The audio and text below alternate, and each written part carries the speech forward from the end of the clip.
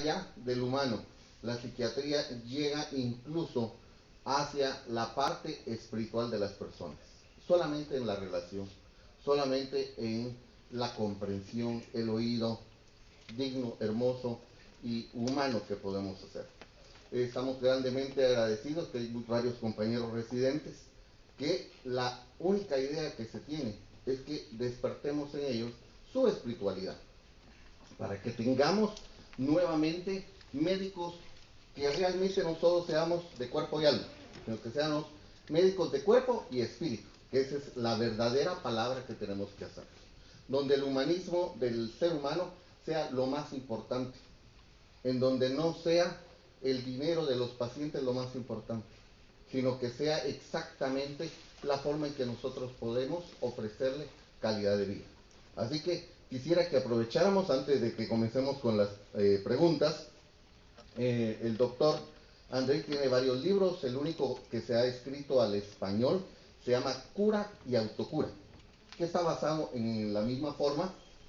La conferencia será el día de mañana, va a ser en la Escuela Luz y Caridad, 14 Avenida 1234 de la zona 12, allá ustedes pueden llegar. Él trajo algunos libros acá de esa edición en español para los que quisieran obtenerla. Sin embargo, tenemos que aprovechar esa oportunidad de tenerlo acá para expresarle muchas de las dudas. Cualquiera diría, mire, es que en ese tema yo sé poco, o mire, pareciera que es muy ingenua la pregunta. Pero es mejor hacerlo con alguien que conoce. Muchas personas dicen, bueno, ¿y por qué aquí en Guatemala no se había hecho una cosa así? Muy sencillo. Ellos allá tienen hospitales, que tienen el nombre de Hospital Espírita Fulano de Tal. Algo así como el Rupert, del tamaño del Rupert. Y llegan las emergencias como cualquiera de nosotros y tienen su departamento de psiquiatría, psicología, lo único que tienen muy en cuenta el pensamiento espiritual humanista. Y la terapéutica que tienen ha sido interesantísimo, por eso pensamos prudente haberla compartido con ustedes. Así que si alguien tiene ahí una pregunta, me gustaría que pudiéramos comenzar en esa parte de las preguntas, por favor. Ánimo. Sí, por favor. Se hablaba del espíritu y por cierto había una diapositiva donde se ve las dos imágenes, uno donde está el muerto o el cuerpo de la persona y el espíritu arriba. Me llama la atención que se ha hablado mucho acerca de que cuando el espíritu sale pierde peso el cuerpo. ¿Qué hay de cierto en eso respecto a su experiencia? Sí, ya fueron hechas algunas investigaciones en este sentido, pero también el proceso de la desencarnación. Pero eso no es el más significativo, porque cuando hablamos de los cuerpos espirituales, estamos hablando de una manifestación de materia tan sutil que no tiene un peso tan significativo. Y el proceso de la desencarnación, que implica en deshidratación del cuerpo y tantas otras condiciones de alteración, puede promover también una alteración del proceso del peso, ¿no? Entonces, lo que nos llama más la atención respecto a las investigaciones en este campo son las investigaciones mediúnicas, las investigaciones en que la supervivencia del espíritu es comprobada a través de pruebas irrefutables de identidad y de manifestación. Por ejemplo, el médium brasileño Chico Xavier, que fue un gran psicógrafo, psicografó hasta hoy ya fueron publicadas 470 obras, pienso, psicografadas de él. Si hicieron un estudio respecto a 100 mensajes de personas desconocidas de él que él recibió para parentes. Esto en Brasil llamamos de mensajes consoladores, porque son los mensajes de manifestación de la supervivencia del espíritu. Entonces, de estos mensajes que fueron estudiados por la Asociación Médica Espírita de São Paulo, de las 100 mensajes, cerca de 60% tenían 6 o más informaciones particulares del muerto que el medio no podía conocer de forma ninguna, porque incluso no había tenido ningún contacto con la familia y con los otros.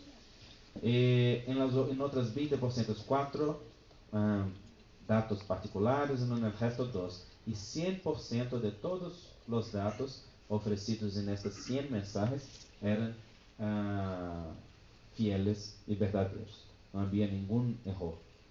Entonces, estas y muchas otras investigaciones respecto a la mediunidad son pruebas científicas, de la ciencia espírita, de la intervención, de la supervivencia del espíritu, del fenómeno de la muerte.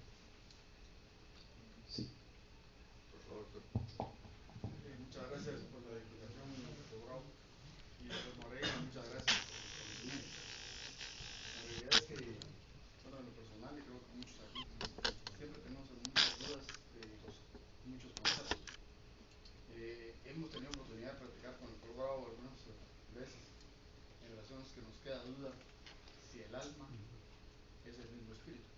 Es una pregunta. Otra pregunta es, ¿cómo hacen ustedes para enfocar el tratamiento del espíritu para poder curar el cuerpo físico? Yo tengo entendido que si lo hacen ustedes, ¿cómo lo hacen? ¿Utilizan siempre un medium o ustedes mismos son mediums? ¿O cómo hacen? Sí, claro. Bueno, el término alma es un término filosófico que tiene variadas definiciones. El codificador de la doctrina espírita, Allan Kardec, que fue un pedagogo francés muy conocido y que utilizó el seudónimo de Allan Kardec porque las obras no tenían su autoría original, hizo una reflexión respecto a esto en la introducción del libro de los espíritus. Y allá él dijo que el alma es el espíritu encarnado, el espíritu que está en la materia, porque el espíritu es la esencia. Entonces, en verdad, alma y espíritu podemos tener como sinónimos, pero la localización es que está distinta. El espíritu se dice de la esencia y el alma, el espíritu con sus cuerpos espirituales en la materia, el conjunto. ¿Claro? Y respecto a los tratamientos espirituales, no necesitamos de medios para hacer los tratamientos espirituales. El tratamiento del espíritu es todo tratamiento que determina ampliación de la conciencia, integración con la ley de Dios, que es la integración con amor, lo que llamamos de renovación moral, y los tratamientos magnéticos o energéticos que se puede hacer para cambiar los patrones que están grabados en los cuerpos espirituales y que son patrones para el cuerpo físico de funcionamiento. Así, por ejemplo, el pase magnético que se puede ofrecer de una persona encarnada para otra encarnada con la ayuda de los espíritus o sin la ayuda de los espíritus, la agua fluidificada que se ofrece también como la agua que recibe los fluidos espirituales y que se puede utilizar como medicación, la plegaria y las oraciones que son expresión directa de nuestra integración con Dios y de nuestra irradiación positiva, la visualización creativa, la meditación y todo proceso de conocimiento que promueva una ampliación de visión del espíritu, de la persona. Porque el gran tratamiento espiritual por excelencia es la renovación del espíritu, una integración mayor con el amor.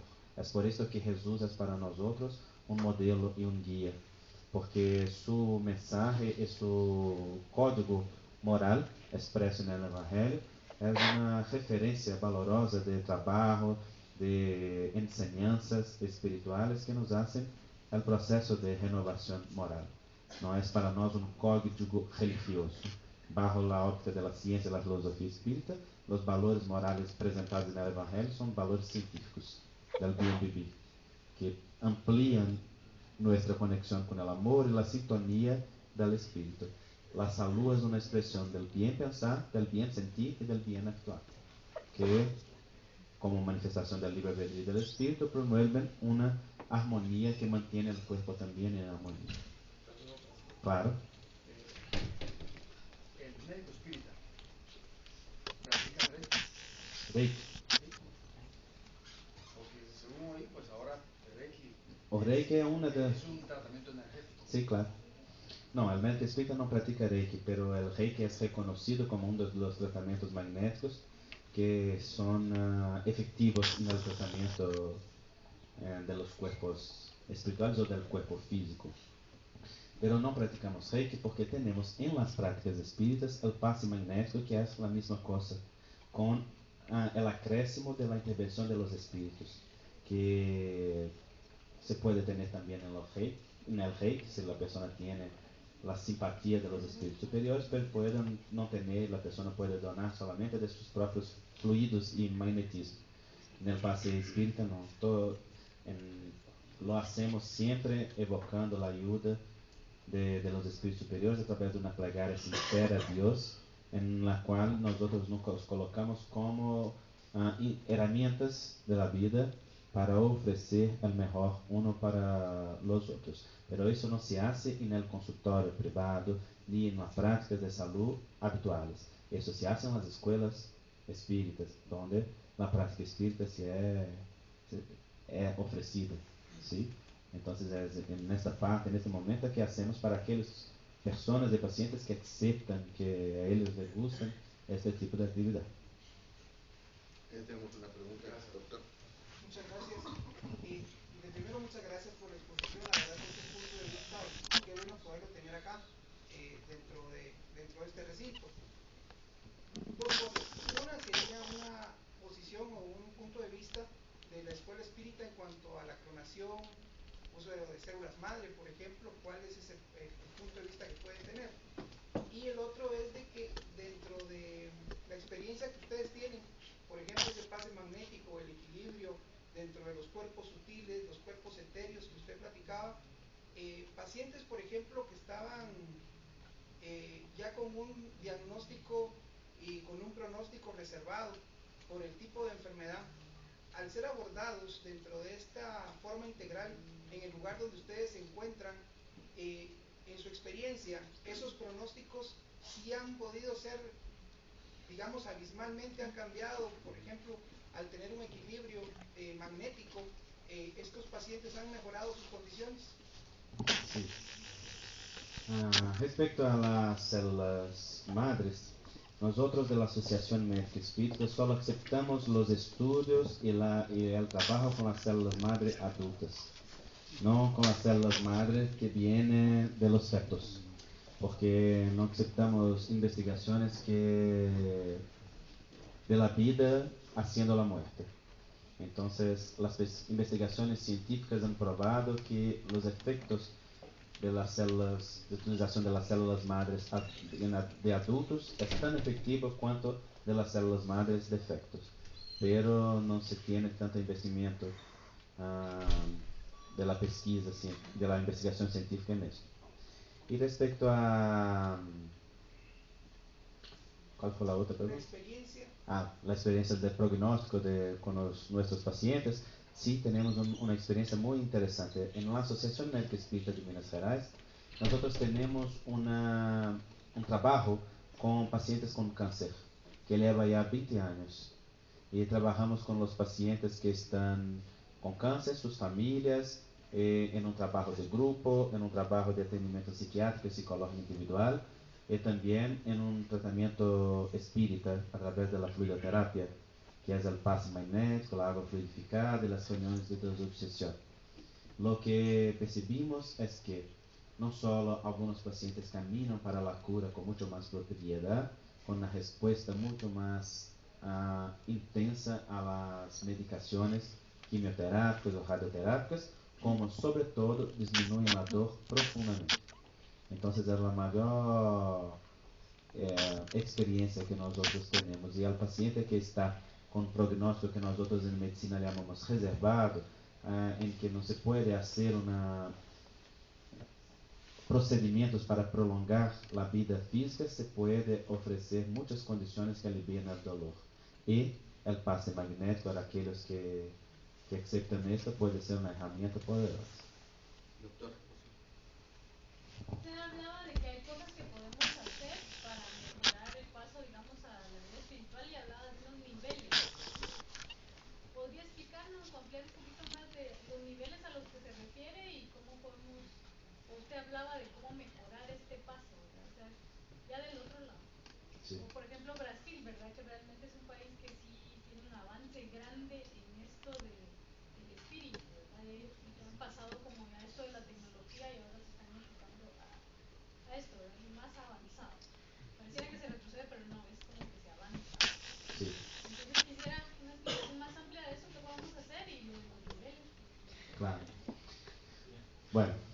cosa que debemos hacer, todos nosotros podemos y debemos hacer, es estar junto al paciente en ese momento. El paciente terminal no es un paciente a ser abandonado, dejado a su propia suerte, sin amparo del conocimiento y sobre todo de la presencia. Hay un autor brasileño que dijo que todos los pecados de los médicos serán perdonados respecto a su imposibilidad terapéutica, a su desconocimiento, a su limitación, si él queda junto al paciente oíndolo con silencio. O sea, si demuestra la presencia de amor, que esto también es amor, que le acorra la intimidad del alma. Pero debemos oír al paciente integralmente y saber de su sufrimiento moral, de su sufrimiento espiritual. Siempre es una buena actitud ayudar al paciente a reconciliarse con sus afectos, a establecer, ¿no?, una ligación profunda con aquellos que él quiere y que él ama. Establecer la posibilidad de quedar lo más posible con la familia, y también establecer un diálogo con la familia para aceptar lo más posible al paciente, establecer con él una relación de cuidado y de amorosidad. Y podemos impulsar al paciente en el desarrollo de espiritualidad, que es el encuentro de sentido y significado para su experiencia de vida. Es decir, lo que él puede interpretar y aprender y desarrollar en aquel momento de dolor, de experiencia de vida. Todo esto hace parte también del trabajo del médico. Pero el médico solo puede ir con el paciente hasta el punto que fue consigo mismo. Si nosotros no tenemos experiencia de espiritualidad con nosotros, de alta acogida, de sensibilidad y también de aceptación de nuestras propias pruebas, sufrimiento moral, nosotros no podemos ofrecer esto al paciente. Vamos a abandonarlo con certeza, con seguridad, porque su propio sufrimiento va a aumentar el nuestro. Su finitud va a demostrar nuestra finitud, su falencia va a demostrar nuestra incapacidad. Así el médico debe construir un camino de espiritualidad propia, de búsqueda de sentido y significado. Todos nosotros que ya nos formamos, que ya nos graduamos, sabemos que la práctica clínica del día a día es compuesta de muchas experiencias sociales, psicológicas y espirituales. Y yo pregunto, ¿cuánto la facultad nos prepara para esto? Mucho poco, casi nada, porque la integración en el currículo médico de salud y espiritualidad es una cosa muy reciente. 65% de las facultades en los Estados Unidos ya tienen, porque allá tienen una ayuda financiera para que las facultades tengan este investimento, pero mucho poco. Tenemos que hacer este aprendizaje y este camino por nosotros mismos en el día a día. Y el médico que se destaca no es el médico que sabe más. El médico que se destaca es el médico que puede más. Y Chico Xavier solía decir una cosa muy importante: aquel que sabe puede mucho, aquel que ama puede más. Aquel que tiene conocimiento técnico para ofrecer puede ayudar mucho, pero aquel que tiene sentimiento desarrollado y puede hacer una acogida fraternal puede mucho más. Es por eso que muchos religiosos que vienen a los hospitales por veces consiguen cosas que nosotros no conseguimos durante largo tiempo, en momentos de sensibilidad, de ternura. Entonces basta muchas veces parar para oír al paciente, no quedar insatisfeito, incomodado, irritado con las condiciones que se presentan, pero trabajar esto también en grupos psicoterápicos, establecer condiciones de ayuda que puedan abordar al paciente de una manera integral. Cuando hacemos esto, el paciente puede vivir este proceso de terminalidad de la vida con una condición de dignidad mucho más profunda que lo prepara para la legada en el mundo espiritual. Lo que influencia en la legada allá es el nivel de paz que establece en su propio íntimo, las conexiones afectivas que establece, el nivel también de depuración física y espiritual que muchas veces la enfermedad construye y que el respecto a estos procesos ocasiona, y así el espíritu llega en paz y puede proseguir en el fenómeno vida que continúa en el más allá de la misma manera que se construyó acá. Gracias, doctor. Ahorita, por favor. Aquí en Guatemala ya tenemos un lugar donde varios colegas refieren cuando quieren que hagamos terapéutica espiritual de pases. Entonces, usted puede agarrar al paciente y le explica esta situación y quiere darle algo más. Es 14 Avenida 1234 de la zona 12. Usted puede referir, hay varios doctores que me mandan con su recetario, ¿verdad? Se llama Escuela Luz y Caridad, así se llama, Escuela Luz y Caridad, porque se les educa cómo ir mejorando. 14 Avenida 1234, zona 12, los martes a las 19 horas. Hacemos la recepción. Nosotros tenemos algunas premisas. Nunca se abandona el tratamiento que usted se le pone. Eso es muy importante. Porque hemos visto en pacientes con VIH que les dicen, por ejemplo, mire, como va a tener tratamiento espiritual, deje el tratamiento y se nos muere. Eso es incorrecto, es inhumano. Hay que separar muy bien. Hay que saber de que este es un tratamiento de coadyuvante, de apoyo a que el paciente vaya más. Para los colegas que son traumas, las osteomielitis mejoran mucho con esto. Con aquellas cosas duras vemos mucho, lo hemos visto en los países donde se desarrolla esto. Entonces, ahorita vieron ustedes un movimiento porque la pregunta era, ¿cómo superarlo? Vamos a tener el gusto, en honor a la venida del doctor, de obsequiarle a cada quien un libro donde están, como quien dice, los parámetros necesarios para el tratamiento médico espiritual. Se llama el libro de espíritus, son 1018 preguntas, donde usted va saliendo de las dudas.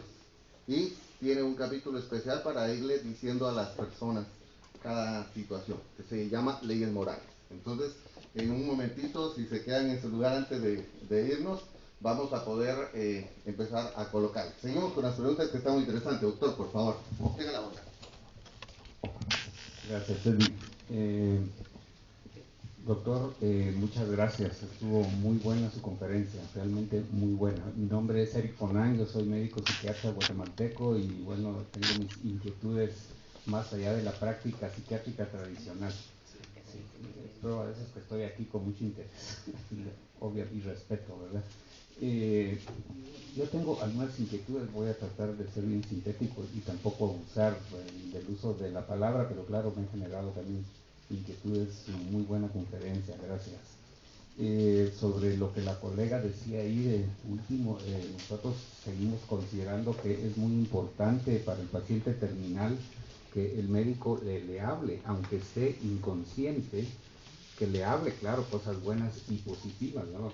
Es un gran error pensar que porque está en coma alguien ya no vale la pena hablar, y eso nosotros lo hemos hecho aquí ahora y hacemos ese énfasis. El paciente terminal hable y los familiares también, aunque él ya no pueda responder y aparentemente ya se está desconectando mucho, se supone que es lo último que va a perder antes de la desencarnación, es el oído, aunque ya no pueda moverse, ya no pueda abrir los ojos, ya no pueda hablar, tal vez ya no reaccione a los estímulos dolorosos, pero sin embargo lo parece que lo auditivo es realmente lo último que se pierde antes de la desencarnación o la muerte eterna, ¿no? Okay. Ahora, en cuanto a lo otro, me llamó la atención y lo felicito, la integración que nos hizo de varios aspectos que nosotros coincidimos con ustedes tal vez desde otra plataforma, aunque muy cercana también. Por ejemplo, cuando nos habló todo de Kubler-Ross, que es un trabajo encomiable que hizo de la colega que realmente era de Suiza ella, y se desarrolló mucho en Estados Unidos. Nosotros lo empleamos muchísimo, era una de las maestras de la psiquiatría mundial para nosotros. Y por ejemplo, cuando uno tiene la oportunidad de trabajar con pacientes terminales, yo trabajé durante 10 años como psiquiatra de un equipo en una fundación que se llama Marco Antonio, con un hogar que se llama también del mismo nombre para pacientes VIH-Sida. Entonces, nuestro trabajo consistía desde dar la noticia, a veces consolar, hasta ayudar a buen morir, literalmente muchas veces. Fue una experiencia muy valiosa para mí. Fueron 10 años. O sea que Se concluyó por diversas razones, porque el hogar tuvo que cerrarse temporalmente, pero fue una experiencia muy valiosa y trabajamos con un equipo de gente muy linda en que aplicamos muchísimas de estas cosas, y por supuesto Kubler-Ross era una de las herramientas que a diario teníamos que trabajar, así como todo el aporte logoterapéutico, ¿verdad?, del profesor Viktor Frankl, que ustedes conocen obviamente, ¿no?, del gran psiquiatra vienés, también maestro de la psiquiatría mundial, fallecido en el 97, con todo su aporte de la logoterapia. Revísenlo por favor, que ahí está mucho de lo que ustedes dicen y ayuda muchísimo para estas cosas, ¿verdad? Ahora, yo tenía una inquietud.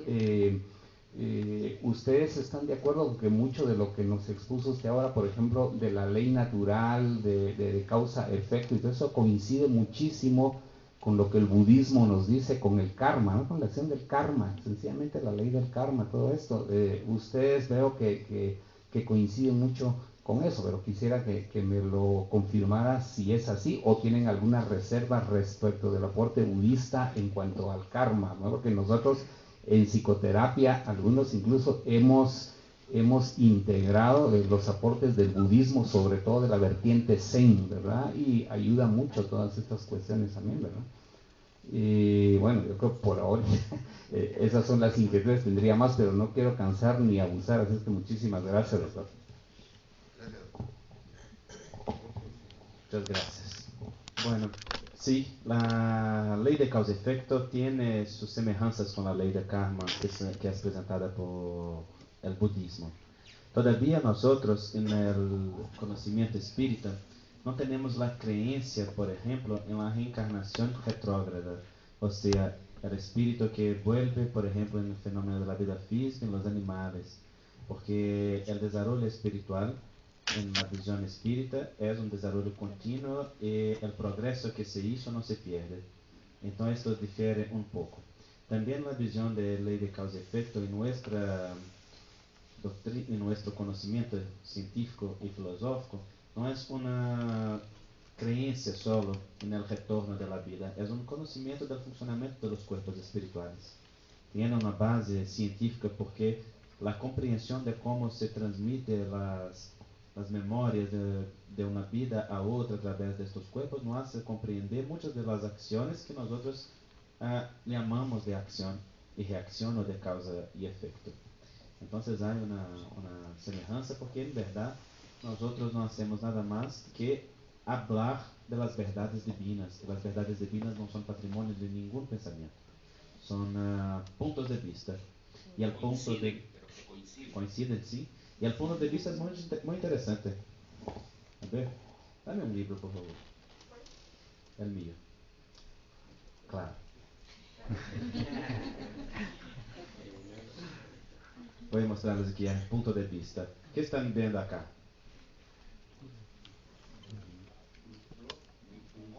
¿Una flor? No, no es una flor, no. No hay flor ninguna acá. Libros. ¿Un ojo? No. ¿Qué están viendo? Un libro. Un libro, sí, es un libro. ¿Una planta? ¿Qué tipo de planta? ¿Una orquídea? No, es un brote. No, no se ve bien en Guatemala. ¿Se ve? Verdad, podemos quedar jugando acá todo el tiempo. Pero ustedes hablan de lo que ven y yo hablo de lo que veo. Punto de vista es la vista de un punto. Cada uno tiene una visión. Ustedes pueden quedar todo el tiempo tentando convencerme que hay una flor, y yo voy a intentar convencer a ustedes todo el tiempo que tiene un brote. Retoño. Un Retoño. retoño. ¿Retoño? Retoño. ¿Por qué ustedes cambian las palabras? En un país para otro yo tengo que aprender muchas palabras nuevas. En español es más complicado. Sí. Entonces, cuando nosotros hablamos también de las leyes divinas, estamos hablando de puntos de vista, que son una mirada específica, bajo una óptica específica que nosotros tenemos. Así, todos tienen razón en un determinado punto de vista, y todo cuando ayuda para la integración y para un conocimiento más amplio, queda más bueno, ¿no? Señor Reala, una de las últimas preguntas. Gracias. Muchas gracias. Doctor Moreira, gracias por estar aquí en Guatemala y aprovechando, de repente yo no voy a hablar de, ustedes saben más, como soy miembro del Colegio de Médicos y la Constitución de Guatemala dice algunas cosas que usted dijo. Primero, que la vida inicia en el momento de la concepción. En segundo lugar, el código deontológico de aquí del Colegio de Médicos también dice que la eutanasia no está permitida a ningún médico. Está bien claro. Está tan claro que usted mencionó también que la eutanasia habría que relacionar un poquito, hacer un poco de homología con lo que es el aborto. Igual, aquí en nuestro medio, el código deontológico e incluso el código penal de Guatemala dice que el aborto no está permitido y que inicia la vida en el momento de la concepción. Y además menciona solo una forma de poder hacer un aborto. Dice que es cuando hay peligro inminente de la madre y que los medios clínicos y científicos han demostrado que no se puede salvar el niño. En ese caso se puede practicar un aborto. El Lo código mismo que dice. deontológico de aquí, de aquí del colegio no menciona esa parte, pero dice que se puede hacer con la opinión de otro colega, o sea, dos colegas. Yo diría que deberíamos de agregar que debería ser un ginecólogo también. Yo soy ginecobstetra. Aparte de eso, no oí mencionar, doctor, y tal vez usted lo podría decir, entre la clasificación de la eutanasia están los fines de la eutanasia. Entre esas está la piadosa y la eugenésica. La eugenésica se tiene que relacionar con la limpieza social. Aquellos que Hitler mataba porque eran anormales o eran incapacitados mentales, lo que sea, y los mataba, así de simple. Así que de repente usted nos puede comentar algo sobre esto, pero sí la Constitución y la ley de Guatemala. Así que lo único que tenemos que hacer los médicos es hacer conciencia, cumplir la Constitución, cumplir nuestro código deontológico y en este momento cumplir también nuestra filosofía o nuestro pensamiento que ustedes tienen. Qué bonito, a mí me gustó. Por cierto, que a mí no me invitaron los médicos, el que me invitó fue el señor Edgar Abel. Le agradezco, yo le dije que iba a venir y aquí estoy. Muchas gracias, tal vez Qué bueno, muchas gracias por compartir con nosotros esto. Sí, es verdad, no llegué a citar la eutanasia eugenésica, pero los nazistas, por ejemplo, mataron más de 70.000 alemanes mismo, que estaban discapacitados o que tenían dificultades seniles, que estaban en condiciones, mismo siendo considerados la raza pura, también se hizo la eutanasia en esos casos, y este es un crimen sin propósito, sin ninguna capacidad de defensa o de racionalidad que le pueda explicar a luz de los conocimientos de nuestra actualidad, ¿no? Entonces es verdad. Me quedé muy contento de saber que la Constitución de Guatemala tiene principios tan semejantes a estos que estamos.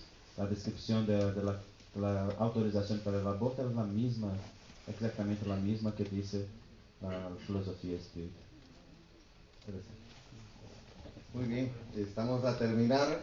Fue ofrecido precisamente el código deontológico a nuestros colegas como una muestra también y parte ética.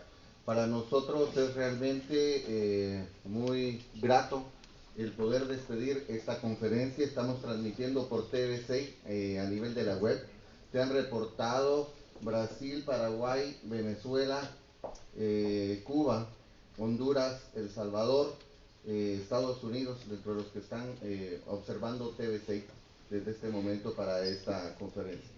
Es muy importante para el habla hispana conocer otros pensamientos, otras formas de ideas en las cuales insistimos. Nuestro objetivo no es el cambio de pensamiento que usted ya tiene, simplemente es un aporte, un punto de vista en el cual nosotros queremos participar, y es el punto de vista de educación espiritual. Así que a todos les damos las gracias. Lo voy a a despedir a los queridos amigos profesionales y personas que han visto TVC. Estamos realmente muy agradecidos por su asistencia en estas 2 horas de transmisión desde Guatemala. Muchas gracias.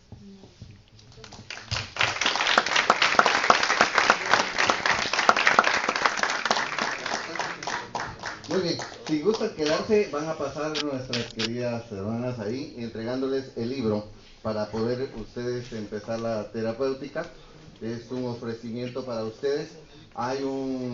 Pueden pasar a ver el libro del doctor, está a 100 quetzales. Y hay un refrigerio cortesía de nuestra casa amiga Pfizer, que está con nosotros apoyándonos en este momento allá. A algunos colegas médicos no les di unos CDs también tenemos para ustedes. Código deontológico.